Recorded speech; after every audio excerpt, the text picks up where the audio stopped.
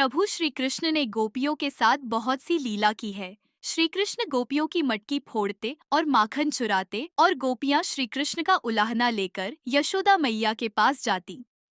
ऐसा बहुत बार हुआ। एक बार की बात है कि यशोदा मैया प्रभु श्री कृष्ण के उलाहनों से तंग आ गई और छड़ी लेकर श्री कृष्ण की ओर दौड़ी। जब प्रभु ने अपनी मैया को क्रोध में देखा तो वह अपना बचाव करने के लिए भागने लगे। भागते भागते श्री कृष्ण एक कुम्हार के पास पहुँचे। कुम्हार तो अपने मिट्टी के घड़े बनाने में व्यस्त था, लेकिन जैसे ही कुम्हार ने श्री कृष्ण को देखा तो वह बहुत प्रसन्न हुआ। कुम्हार जानता था कि श्री कृष्ण साक्षात परमेश्वर हैं।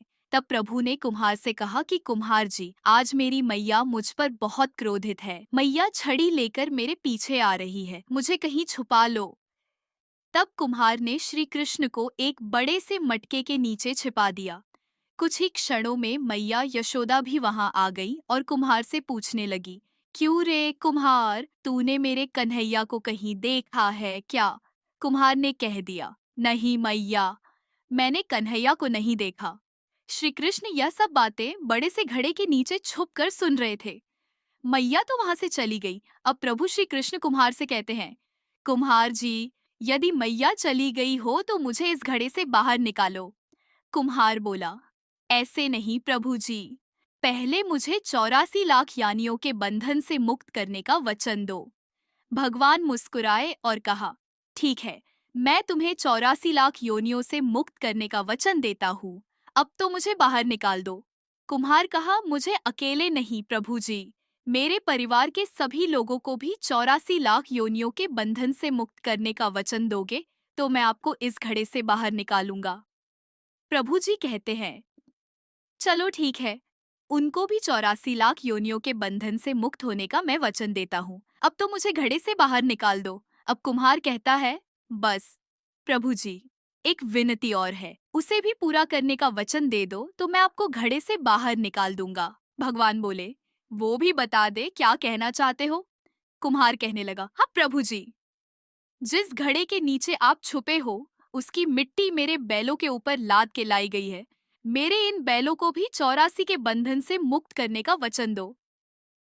भगवान ने कुम्हार के प्रेम पर प्रसन्न होकर उन बैलों को भी 84 के बंधन से मुक्त होने का वचन दिया।